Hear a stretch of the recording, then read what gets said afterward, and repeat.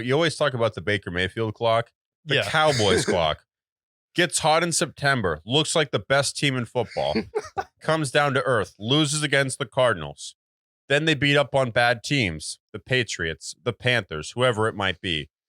Then they lose another big game that they shouldn't have lost. Then they beat a team that they shouldn't beat, the Eagles. They beat up on the Eagles, and we're like, wait a minute, this team's 10-4. This team looks like one of the best teams in football. Their defense, Dak Prescott playing great football, Tony Pollard coming alive, CeeDee Lamb having a career year.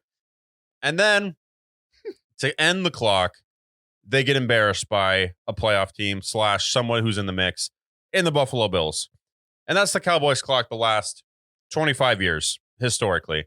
All we need now is for them to lose against the Niners in the playoffs, and then that circle will be complete. Or Detroit. Once every 50 years, they lose to Detroit.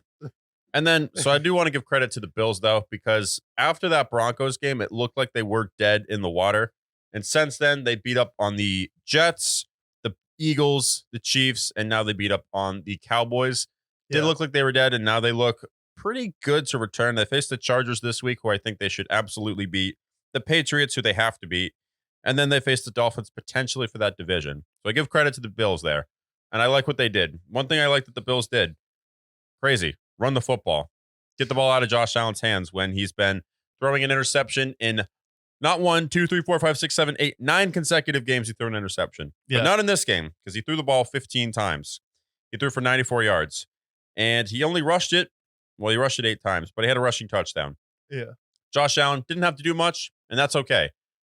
When you have to get the ball out of Josh Allen's hands and give it to James Cook, who's not historically like a fantastic running back for them, and you got 180 rushing yards for James Cook looking like prime Delvin Cook. Yeah. That's a problem for the Cowboys. And now it showed a recipe for how to beat the Cowboys. Run the football. And next week, who do they face? The Lions, who have a two-headed monster in David Montgomery and Jahmyr Gibbs. Who do the Niners have? Christian McCaffrey. You look at the teams that they face. Like, they've exposed themselves. Like, oh, wait, they can't really stop the run. That's a problem because every team that they're going to face in the playoffs are probably going to be good at running the ball.